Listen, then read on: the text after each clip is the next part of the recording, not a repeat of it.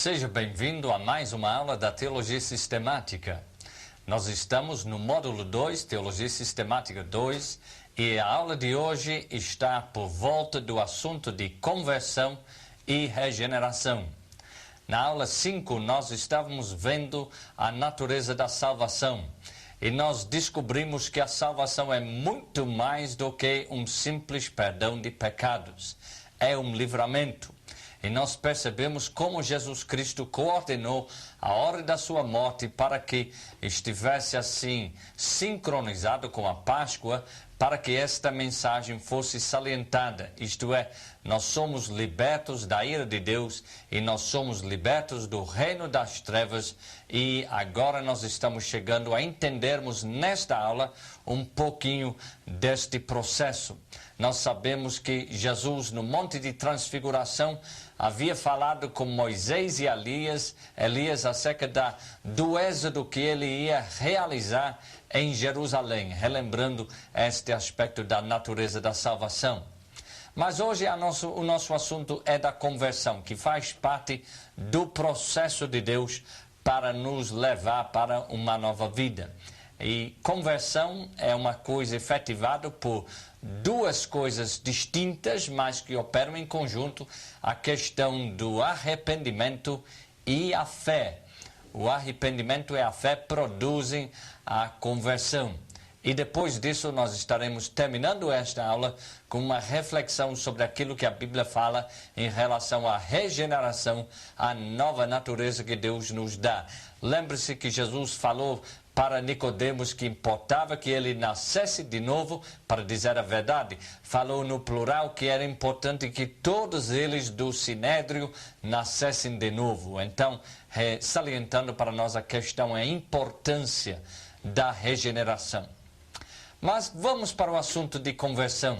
E vamos imaginar qual é a melhor ilustração na Bíblia em relação à conversão. Sem dúvida, para mim, a melhor ilustração na Bíblia é a parábola do filho pródigo. Quando o filho pródigo, assim, sai de casa, vai, assim, em busca de uma vida melhor, ele arruma bastante amigos enquanto tem dinheiro, depois ele começa a padecer necessidade e ele chega até num emprego dos mais ruins para um judeu, e finalmente ele se levanta para voltar para casa. Neste processo de se levantar é justamente uma boa ilustração da conversão. Agora, o melhor exemplo bíblico, isto é, que não é uma história, é um fato, seria a conversão de Saulo de Tarsus. E eu coloquei uma anotação dentro do seu livro-texto, relembrando para você uma coisa que às vezes escapa, isto é, que Saulo não é o nome pré-convertido do apóstolo Paulo, não. Saulo é seu nome judeu ou hebraico, enquanto Paulo é o nome que ele usa quando ele está nas suas viagens missionárias, que é justamente um nome mais de origem romano ou grego. Então é um nome que ele usa, mas todos os dois nomes são válidos para o homem convertido. Por exemplo, em Atos capítulo 13, nós temos o Espírito Santo dizendo à igreja em Antioquia que separassem para a obra missionária que ele havia escolhido Barnabé e Saulo. Não foi Barnabé e Paulo. Mas o melhor exemplo bíblico de conversão, eu creio, é justamente este do apóstolo Paulo ou de Saulo, quando ele muda por completo e deixa de ser perseguidor da igreja e começa a pregar aquela fé que ele tanto perseguia. Agora, a necessidade de conversão. Qual é a necessidade de conversão? É apenas para algumas pessoas ou para todos? É para todos, com certeza. Isto é, todos nós precisamos nos converter dos nossos maus caminhos, como falou o profeta Isaías em capítulo 55. Ainda há um certo sentido em que o próprio cristão precisa de quando em quando se converter. isto é, quando o cristão começa a perder o brilho da sua experiência com Cristo, entra na questão, por exemplo, da igreja de Éfeso, lá no livro de Apocalipse, que havia perdido o seu primeiro amor. Também é correto nós imaginarmos que até o cristão precisa se converter, porque a conversão quer dizer uma mudança de vida, faz parte da obra do Espírito Santo em nossa vida. Mas o nosso sentido hoje da conversão não é assim, vamos dizer, parte da obra de santificação que ocorre no cristão, mas é justamente aquela parte da obra do Espírito Santo que leva o pecador a Cristo como seu Salvador. O arrependimento é muito importante e o arrependimento é exigido por Deus de todas as pessoas neste mundo. Ele ordena que todos se arrependem. E nós vamos ler agora um versículo muito importante em relação ao arrependimento. É 2 Pedro, capítulo 3, versículo 9. Não retarda o Senhor a sua promessa, como alguns a julgam demorado. Pelo contrário, ele é longânimo para convosco, não querendo que nenhum pereça, senão que todos cheguem ao arrependimento. Agora, se a mensagem do precursor de Jesus, João Batista, era o arrependimento, se a mensagem de Jesus Cristo era o arrependimento, não é de se admirar que a mensagem da igreja também foi a mesma, de arrependimento. E então, todos os discípulos assim chamavam as pessoas que ouviram as suas pregações ao arrependimento. E faz uma parte básica do trabalho da igreja, chamar as pessoas a este estado de mudança.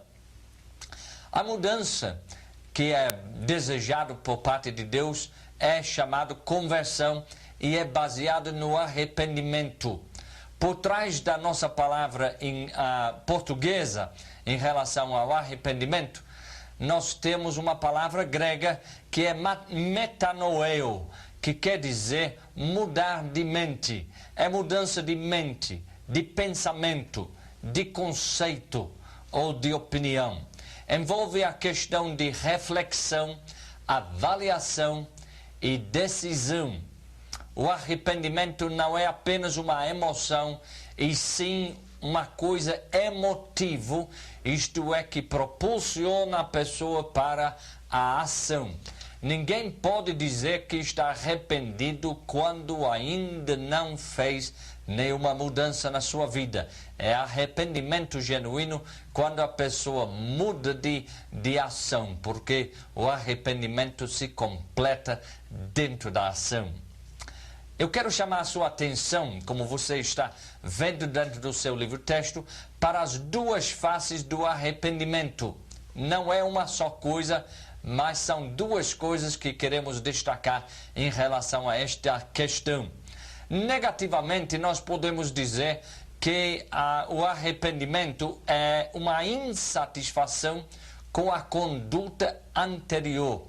Eu quero enfatizar que é uma insatisfação com a conduta e não apenas com aquilo que a conduta produziu. Às vezes a pessoa está arrependida não daquilo que fez, mas por causa das consequências daquilo que fez. Quer dizer, o ladrão não está arrependido porque ele roubou alguma coisa, mas ele está arrependido porque foi flagrado e acabou sendo preso por causa disso. Não está arrependido, ele pode sentir um sentido de remorso, isto é, ele gostaria que não tivesse acontecido daquela forma, mas não é o arrependimento. O arrependimento, negativamente, quer dizer que é uma insatisfação com a conduta anterior. Agora, positivamente, Podemos dizer que o arrependimento, positivamente, é uma decisão de não continuar errado, é uma decisão de fazer a coisa certa. E aí é que nós temos a evidência plena do arrependimento. Quando alguém diz que está arrependido, mas continua na mesma prática, então com certeza não se arrependeu, não. Porque o arrependimento gera uma nova atitude e uma nova ação na pessoa. Lucas 15, 18 e 19 nos relembra das palavras do filho pródigo arrependido. Levantar-me-ei e irei ter como meu pai e lhe direi: Pai, pequei contra o céu e diante de ti. Já não sou digno de ser chamado teu filho. Trata-me como um dos teus trabalhadores.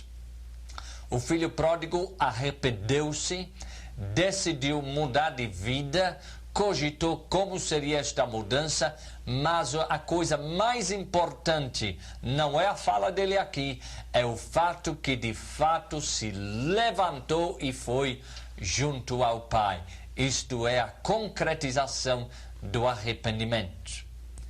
Agora, um dos autores que eu tenho consultado, o Henry Thiessen, ele sugere que nós podemos ampliar o conceito de arrependimento para incorporarmos a ideia de arrependimento em 3 áreas: o elemento intelectual, o elemento emocional e o elemento volitivo, ou, vamos dizer, o elemento do arrependimento que está envolvido, atrelado à própria ação da pessoa que demonstra o arrependimento. Então, ele está sugerindo isso e faz a gente lembrar da natureza tríplice do homem. O homem é um ser tríplice, ele é composto de corpo, de alma e de espírito. E nós precisamos cultuar a Deus com o nosso corpo, com a nossa alma e com o nosso espírito. E nós precisamos também evidenciar o arrependimento dentro de todas estas 3 áreas. Marcos 12 e 30 diz: Amarás, pois, o Senhor teu Deus de todo o teu coração, de toda a tua alma, de todo o teu entendimento e de toda a tua força. Agora, se você é um cristão que está sinceramente buscando a Deus para um avivamento, você não pode deixar de considerar o que Thiessen chama também dos meios de arrependimento. Isto é, aquilo que pode provocar um arrependimento. E então, nós temos assim, por um lado, o fato que o arrependimento é uma obra de Deus. Mas, do outro lado, eu creio que você já está ficando acostumado com esta maneira de estudar. Nós não nos ficamos presos assim, dentro de um lado só, procuramos toda a verdade. Então, do outro lado, nós entendemos que o arrependimento é tanto uma responsabilidade humana, como também é envolvendo ou envolve certas práticas que o ser humano faz. Atos 2 e 38 diz: arrependei-vos e cada um de vós seja batizado em nome de Jesus Cristo para remissão dos vossos pecados e recebereis o dom do Espírito Santo. Então, vejamos alguns meios de arrependimento, algumas coisas que Deus usa para produzir o arrependimento. Estas ideias são sugeridas por Thiessen, mas você tem toda e plena liberdade para ampliar estas ideias na sua própria busca da Escritura. Ele salienta milagres, ele salienta a pregação, a disciplina, a bondade de Deus, a correção do Senhor e uma nova visão de Deus. São estas coisas que produzem o arrependimento. Mateus 11, 21. Ai de ti, Corazim, ai de ti, Betsaida, porque se em Tiro e em Sidom se tivessem operado os milagres que em vós se fizeram, há muito que elas se teriam arrependido com pano de saco e cinza. Em outras palavras, os milagres operados teriam produzido o arrependimento. A pregação, Mateus 12, 41. Os ninivitas se levantarão no juízo com esta geração e a condenarão, porque se arrependeram com a pregação de Jonas. E eis aqui está quem é maior do que Jonas. A pregação de Jonas foi tão usada por Deus que uma cidade inteira se converteu. Graças a Deus. A pregação é poderosa para evocar o arrependimento. A terceira coisa que ajuda no arrependimento, a disciplina. 2 Timóteo 2:25, disciplinando com mansidão os que se opõem na expectativa de que Deus lhes conceda não só o arrependimento para conhecerem plenamente a verdade. Vai conceder muito mais, mas através da disciplina vai produzir o arrependimento. A bondade de Deus. Romanos 2:4, ou desprezas a riqueza da sua bondade e tolerância e longanimidade, ignorando que a bondade de Deus é que te conduz ao arrependimento? Obviamente a bondade de Deus na sua vida, na minha vida, na vida de todas as pessoas, é uma coisa que nos relembra como bom é Deus e como ruim nós somos e produz o arrependimento. A correção do Senhor. Apocalipse 3:19, eu repreendo e disciplino a quantos amo, sê pois zeloso e arrepende-te. A própria correção do Senhor nos dê coragem, nos dê ânimo para nos arrependermos dos caminhos errados e entrarmos em sintonia com a sua vontade. Finalmente, uma nova visão de Deus também pode ser usada para fazer com que aconteça em nossa vida ou na vida de outro um arrependimento. Jó 42:5-6 diz, eu te conhecia só de ouvir, mas agora os meus olhos te veem. Por isso me abomino e me arrependo no pó e na cinza. Então, nós vamos agora para os frutos do arrependimento. Os frutos do arrependimento. Você se lembra da pregação de João Batista? João pregava e ele convidava as pessoas a se arrependerem.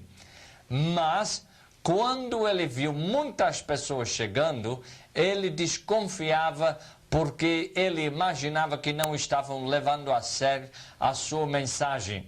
Mateus 3:7-9 são os versículos que nos interessam nesta questão dos frutos do arrependimento. Vendo ele, porém, que muitos fariseus e saduceus vinham ao batismo, disse-lhes, raça de víboros, quem vos induziu a fugir da ira vindoura?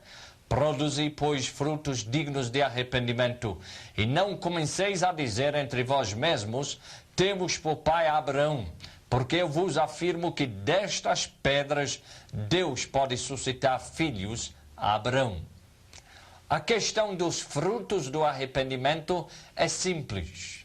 Não podemos admitir que alguém se arrependeu a não ser que mude de vida, a não ser que haja novo fruto na sua vida. Uma pessoa que se diz arrependido e não muda de vida é simplesmente isso, uma pessoa que está cheia de remorso pelas consequências da sua ação, mas ainda não reprovou a ação em si.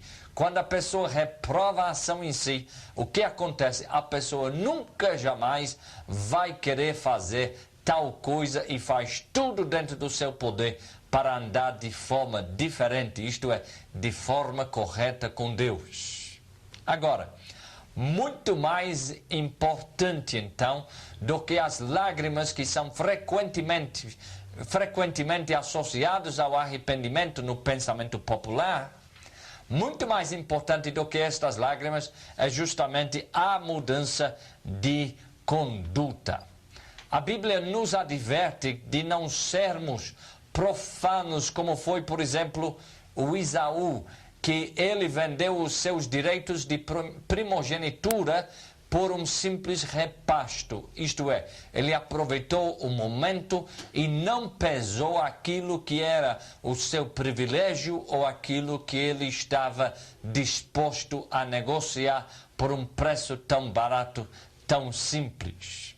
A palavra profana é muito importante. Às vezes nós usamos esta palavra em relação ao assunto de santificação ou em relação à nossa condenação de uma prática, dizendo que aquilo é profano. A palavra profana, no original grego, quer dizer, a melhor ilustração seria um pedaço de terreno que não está mais com muro, não está assim cercado. É um pedaço de terreno que qualquer um pode pisar em cima, não goza de nenhuma proteção. Parece que é um pedaço de terreno que não tem dono.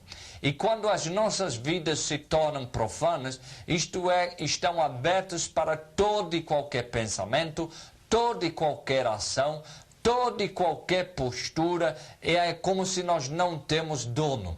Mas o cristão tem dono. Nós temos Deus como nosso dono, Jesus Cristo como Senhor da nossa vida, nós temos o Espírito Santo como nosso guia e nós estamos indo para o nosso lar celestial, estamos buscando as coisas que são de cima e reprovando as coisas que são terrestres, que são de baixo. Agora, vamos ler Hebreus 12, 16 e 17, que nos relembra de Esaú. Nem haja algum impuro ou profano, como foi Esaú, o qual por um repasto vendeu o seu direito de primogenitura, pois sabeis também que posteriormente, querendo herdar a bênção, foi rejeitado, pois não achou lugar de arrependimento, embora com lágrimas o tivesse buscado.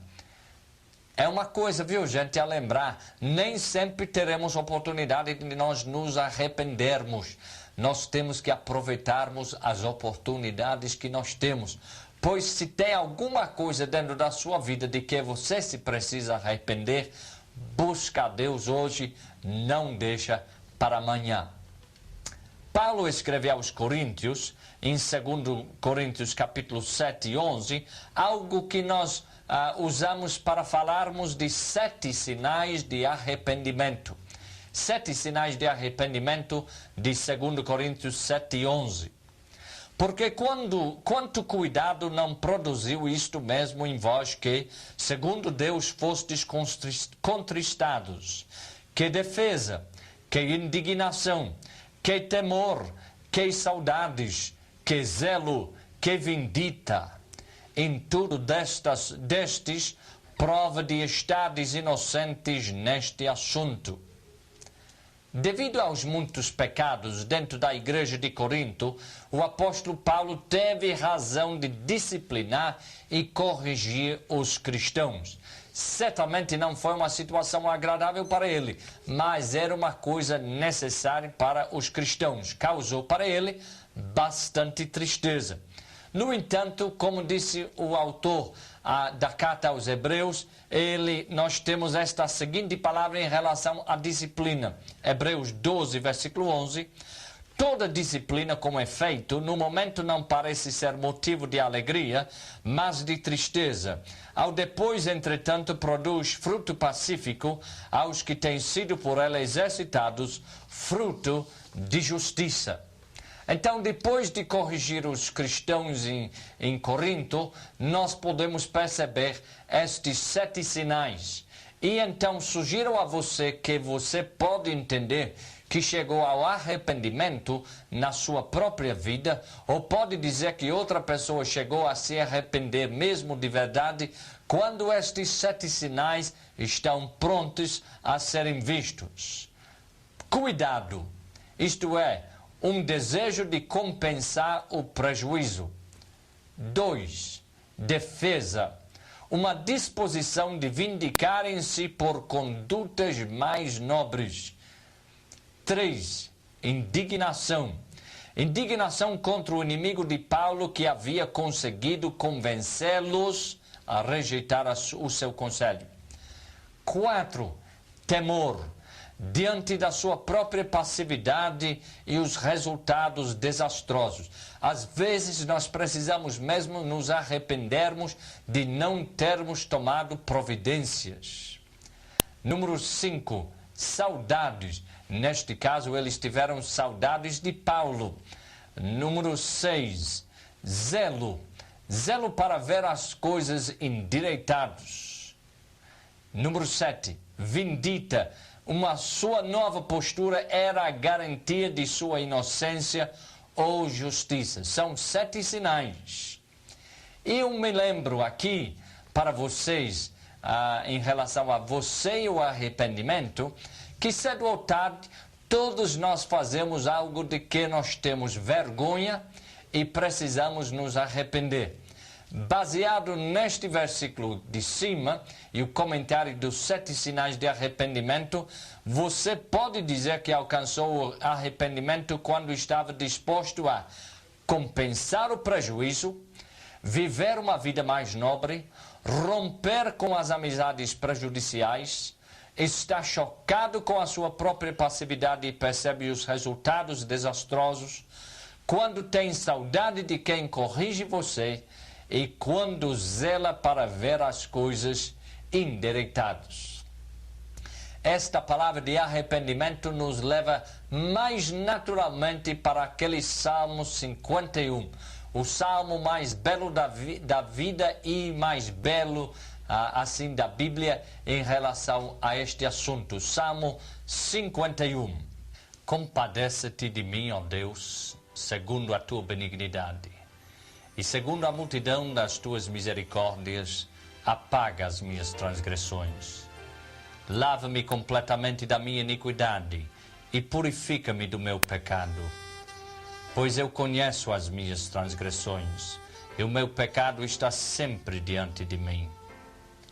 Pequei contra ti somente fiz o que é mal perante os teus olhos, de maneiras que serás tido por justo no teu falar e puro no teu julgar. Eu nasci na iniquidade e em pecado me concebeu minha mãe. Eis que te comprases na verdade no íntimo e no recôndito me fazes conhecer a sabedoria. Purifica-me com isso, e ficarei limpo. Lava-me e ficarei mais alvo que a neve. Faz-me ouvir júbilo e alegria, para que exultem os ossos que esmagaste. Esconde o rosto dos meus pecados e apaga todas as minhas iniquidades. Cria em mim, ó Deus, um coração puro e renova dentro de mim um espírito inabalável. Não me repulses da tua presença, nem me retires do teu Espírito Santo. Restitui-me a alegria da tua salvação e sustenta-me com um espírito voluntário. Então ensinarei aos transgressores os teus caminhos e os pecadores se converterão a ti. Livra-me dos crimes de sangue, ó Deus, Deus da minha salvação, e a minha língua exaltará a tua justiça. Abre, Senhor, os meus lábios, e a minha boca manifestará os teus louvores, pois não te comprazes em sacrifícios, do contrário eu te daria, e não te agradas de holocaustos. Sacrifícios agradáveis a Deus são o espírito quebrantado, coração compungido e contrito não o desprezarás, ó Deus. Faze bem a Sião, segundo a tua boa vontade. Edifica os muros de Jerusalém. Então te agradarás dos sacrifícios de justiça, dos holocaustos e das ofertas queimadas, e sobre o teu altar se oferecerão novilhos. Nós vamos para um breve intervalo, depois nós voltaremos ao nosso assunto.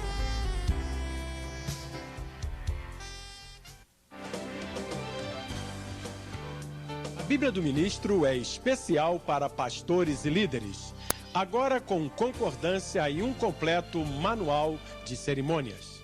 A Bíblia do Ministro é fina, leve e luxuosamente encadernada. Adquira o seu exemplar na livraria evangélica ou pelo telefone 0800 17 20 85. Voltamos ao nosso assunto. O assunto maior é conversão, que é facilitado pelo arrependimento e fé, e no fim da aula nós estaremos falando de regeneração.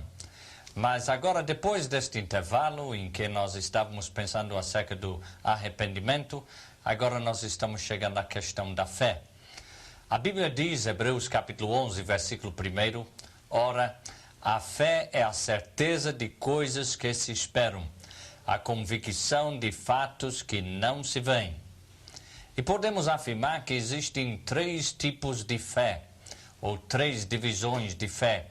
Nós temos a fé lógica, nós temos a fé soteriológica e nós temos a fé pneumatológica. Isto é, a fé lógica é aquela fé que é baseada na experiência humana.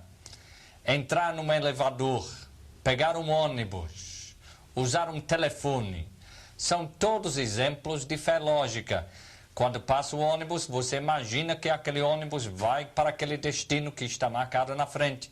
Portanto, sobe no ônibus. Isso é fé lógica. O segundo tipo de fé, a fé soteriológica, é aquela fé que viabiliza a salvação.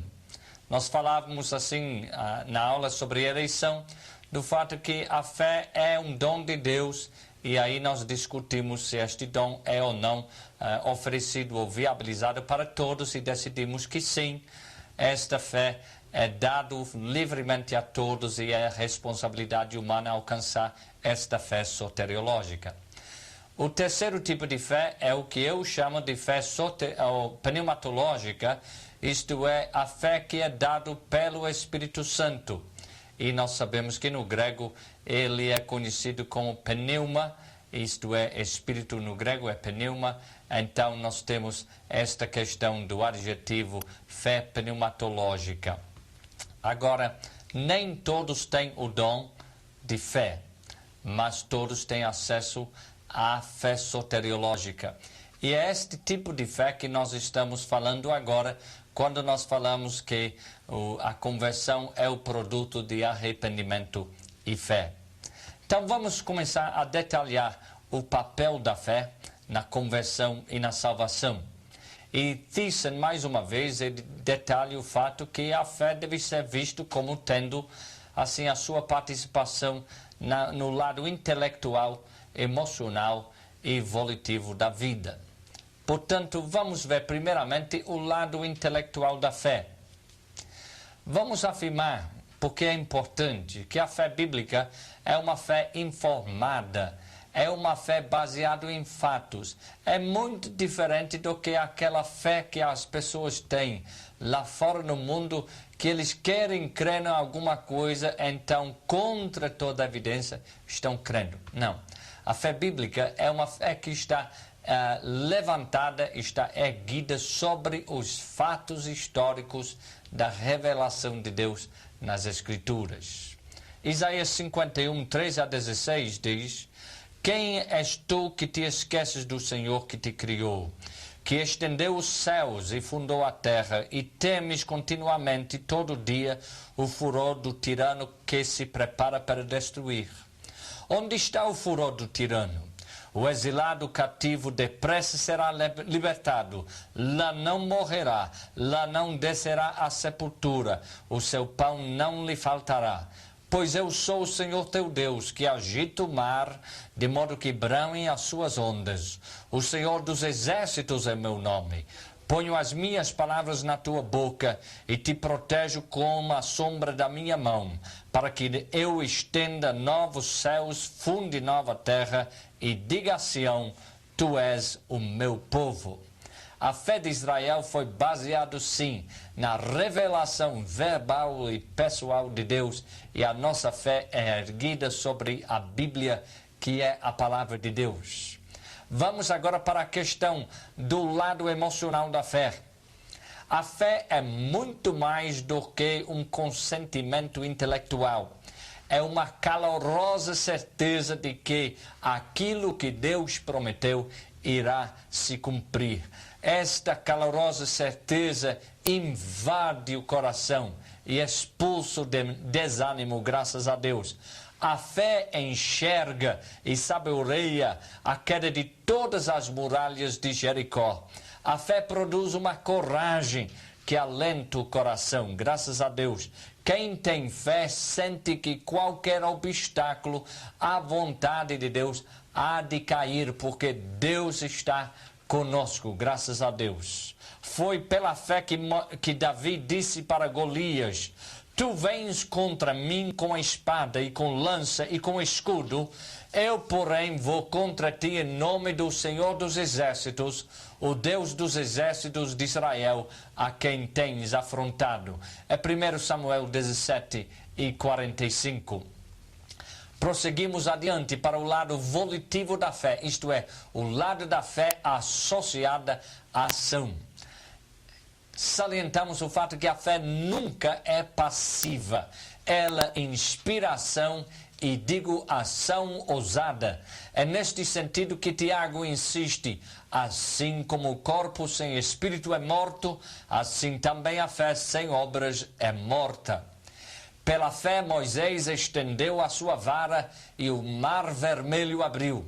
Pela fé Jesus estendeu seus braços sobre a cruz e as portas do inferno ruíram.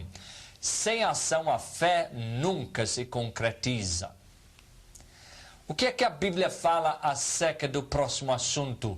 O valor estratégico da fé. Quem lê Hebreus capítulo 11 logo percebe a importância estratégica da fé. Ela é indisputável porque pela fé os antigos obtiveram bom testemunho. Pela fé Abel ofereceu a Deus mais excelente sacrifício. Pela fé Enoque foi trasladado para não ver a morte. Sem fé é impossível agradar a Deus. Pela fé, Noé aparelhou uma arca para a salvação da sua casa. Pela fé, Abrão, quando chamado, obedeceu. Pela fé, Sara recebeu poder para ser mãe, não obstante o avançado da sua idade. Pela fé, Abrão, quando posto à prova, ofereceu a Isaque. Pela fé, Moisés recusou ser chamado da filha de Faraó. Pela fé, pela fé, celebrou a Páscoa e o derramamento do sangue para o exterminador não tocasse os primogênitos dos israelitas. Pela fé, nós vencemos todos os obstáculos e nós vencemos, sim, todos os inimigos de Deus. Vamos passar agora para o fato que a fé é indispensável para um bom relacionamento com Deus. De fato, diz a Bíblia, sem fé é impossível agradar a Deus, porquanto é necessário que aquele que se aproxima de Deus creia que Ele existe e que se torna galardoador dos que o buscam. A fé não é apenas de grande importância estratégica, ela é o ingrediente indispensável para um bom relacionamento com Deus. Por isso a incredulidade recebe a mais severa censura. Quem crê e for batizado, disse Jesus, será salvo. Quem, porém, não crer, será condenado. É Marcos 16 e 16. Jesus exaltava a manifestação de fé. Ele reclama da sua falta e diz que a medida que Deus usa para nos abençoar é a nossa própria fé. A falta de fé é um grande impedimento na manifestação do poder de Deus. Vejamos alguns exemplos bíblicos que apoiam estas conversas de Jesus nos evangelhos. Mateus 15, 28. Ó mulher, grande é a tua fé. Mateus 9, 29. Faça-se conforme a vossa fé. Lucas 8, 25. Onde está a vossa fé? João 20, 27. Não sejas incrédulo, mas crente. E Mateus 13, 58. E não fez ali muitos milagres por causa da incredulidade deles. Jesus, percebendo a estratégia satânica se armando contra os discípulos, prevaqueu a Pedro, contudo, ao mesmo tempo, fez questão de orar pela sua fé. Ele disse: Simão, Simão, eis que Satanás vos reclamou para vos peneirar como trigo. Eu, porém, roguei por ti, para que a tua fé não desfaleça. Tu, porém, quando te converteres, fortaleça os teus irmãos. É Lucas 22, 31 e 32. O grande antídoto ao veneno diabólico era a fé.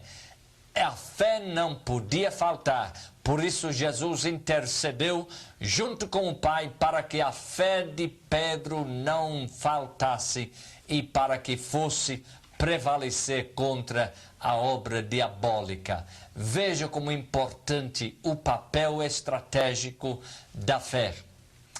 Vamos agora para um próximo assunto, a fé e a salvação. A Bíblia tem muito a dizer em relação à fé e, portanto, não é nenhuma surpresa constatar que as frases pela fé, por fé ou mediante fé ocorrem 59 vezes no Novo Testamento. Segundo a Bíblia, nós somos justificados pela fé. Romanos 5:1. Justificados, pois, mediante a fé, temos paz com Deus por meio do nosso Senhor Jesus Cristo. Segundo a Bíblia, nós somos salvos pela fé. Efésios 2:8. Porque pela graça sois salvos mediante a fé, e isto não vem de vós, é dom de Deus. Vivemos pela fé, segundo a Bíblia. O justo viverá pela fé. Gálatas 3:11. Não somente isso, mas recebemos o Espírito Santo pela fé. Gálatas 3:14. A fim de que recebêssemos pela fé o Espírito prometido. Segundo a Bíblia, somos santificados pela fé. Atos 15:9. E não estabeleceu distinção alguma entre nós e eles, purificando-lhes pela fé o coração. Segundo a Bíblia, somos guardados pela fé. 1 Pedro 1:5. Que sois guardados pelo poder de Deus, mediante a fé, para a salvação preparada para revelar-se no último tempo. Nós somos firmados pela fé. Segundo Coríntios 1:24, porque somos cooperadores de vossa alegria, porquanto pela fé já estáis firmados. Segundo a Bíblia, andamos pela fé, não pelo ver, mas nós andamos pela fé. Isto é, segundo Coríntios 5:7, andarmos por fé e não pelo que vemos. Ainda mais importante, quem sabe, nós herdamos as promessas de Deus pela fé. Hebreus capítulo 6:12, pela fé e pela longanimidade herdam as promessas. Marcos 9:23 nos faz lembrar que nós rompemos as barreiras pela fé. Tudo é possível ao que crê. Tudo é possível ao que crê. Aquele seu problema é vencível pela fé, graças a Deus. Também nós vencemos pela fé. 1 João 5:4. E esta é a vitória que vence o mundo, a nossa fé. Finalmente, nós sabemos que Cristo vive em nós pela fé. Efésios 3:17 diz, e assim habite Cristo no vosso coração pela fé. Como você pode ver, a fé é essencial à salvação. Quem não crê será condenado. Na Bíblia, a falta de fé, a incredulidade é um crime hediondo diante de Deus. E foi responsável pela morte de uma geração inteira que Deus libertou do país e da escravidão do Egito. A falta de fé, a sua incredulidade foi aquilo que envenenou toda uma geração. Agora, nós precisamos reagir com fé diante daquilo que Deus revela para nós sermos a sua vontade. A falta de fé suscita a ira de Deus e o juízo de Deus, porque questiona e repudia a sua fidelidade, a sua generosidade e a sua integridade para conosco.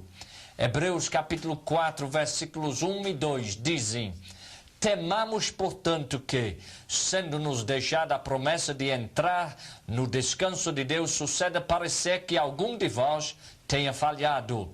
porque também a nós foram anunciadas as boas novas, como se deu com eles. Mas a palavra que ouviram não lhes aproveitou, visto não ter sido acompanhado pela fé naqueles que a ouviram.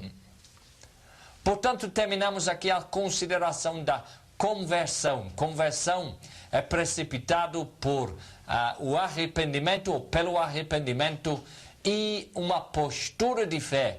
Nós nos arrependemos daquilo que nós temos feito errado, nós damos fé naquilo que diz a palavra de Deus e nós nos aproximamos a Deus para nos reconciliarmos com Ele. Se você este dia está longe de Deus, mesmo perto do seu irmão, dentro da sala de aula, por favor, vá buscar um entendimento com Deus, porque esta é a vontade de Deus. Nós vamos fazer o desfecho da nossa aula hoje, tratando do assunto de regeneração. Na teologia, nós entendemos que a regeneração é o lado divino da conversão. Conversão é o lado humano. Regeneração é o lado divino do mesmo assunto. A regeneração produz a nova vida de que nós tanto desejávamos quando nós estávamos no pecado. Isto é, caminhando a Deus através do arrependimento e a fé, nós buscávamos uma nova vida. Nós buscávamos de mudar não apenas de atitude, mas de postura e de ação. E é a regeneração que Deus nos dá que facilita esta mudança de vida. Nós podemos saber com toda certeza que não há nada que o homem pode fazer para se regenerar.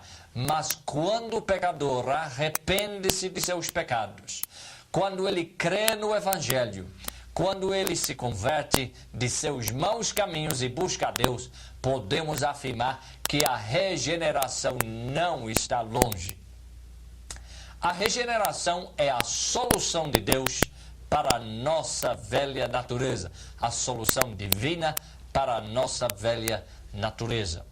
Como parte do nosso estudo de soteriologia, observamos os desastrosos efeitos do pecado sobre a criação e sobre toda a humanidade. Herdamos de Adão uma natureza pecaminosa que é incuravelmente oposta à vontade de Deus. No Antigo Testamento, o homem é visto como tendo um coração de pedra, mas Deus promete, através de uma nova obra dele, trocar este coração de pedra para fazer um coração de carne, um coração sensível à sua vontade.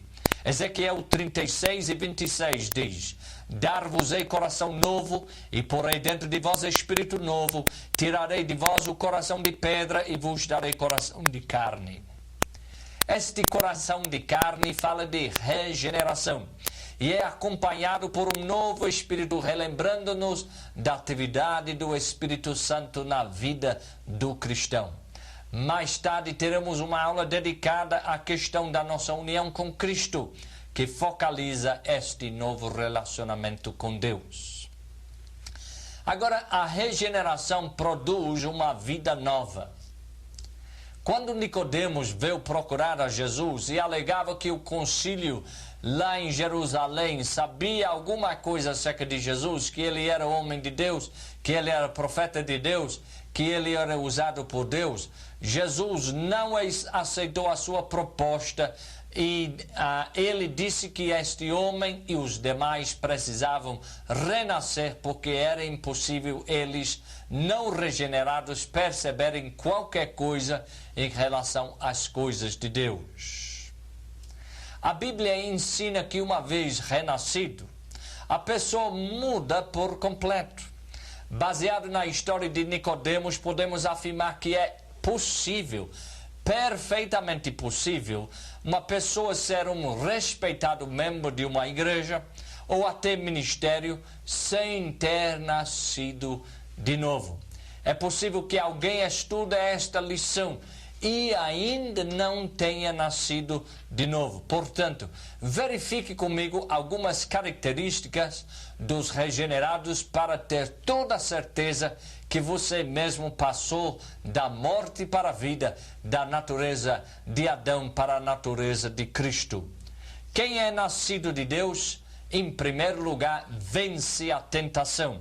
1 João 3:9.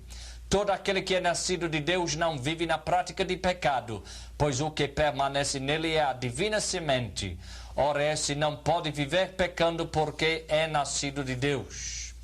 Ele ama Deus, seus irmãos e seus inimigos.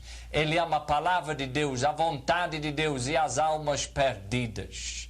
Aquele que não ama não conhece a Deus, pois Deus é amor. 1 João 4:8. Ele que é nascido de novo busca as coisas que são de cima. Portanto, se fostes ressuscitados juntamente com Cristo, buscai as coisas lá do alto, onde Cristo vive, assentado à direita de Deus. Colossenses 3:1. Terminamos com os agentes da regeneração. Aquelas coisas que cooperam, pessoas ou coisas que cooperam com a nossa regeneração. Nascemos de novo mediante, em primeiro lugar, a vontade de Deus, os quais não nasceram do sangue, nem da vontade da carne, nem da vontade do homem, mas de Deus. João 1:13. Nascemos de novo mediante a obra de Cristo. 1 João 2:29. Se sabeis que Ele é justo, reconhecei também que todo aquele que pratica a justiça é nascido dele. Nascemos de novo mediante a palavra de Deus, pois fostes regenerados, não de semente corruptível, mas de incorruptível, mediante a palavra de Deus, a qual vive e é permanente. 1 Pedro 1:23. Nós nascemos de Deus mediante os ministros da palavra de Deus. 1 Coríntios 4:15. Porque ainda que tivesses milhares de preceptores em Cristo, não terias, contudo, muitos pais, pois eu, pelo Evangelho, vos gerei em Cristo Jesus. Finalmente, podemos dizer que nós nascemos de novo mediante a operação do Espírito Santo, não por obras de justiça praticadas por nós, mas segundo a sua misericórdia. Ele nos salvou mediante o lavar regenerador e renovador do Espírito Santo. Tito 3:5. Vamos lembrar que esta aula não trouxe novidades, mas esclareceu muito em relação à salvação e à conversão em particular e à regeneração. Use esta informação para levar uma alma mais perto de Deus. Esta é a nossa oração. Que Deus vos abençoe.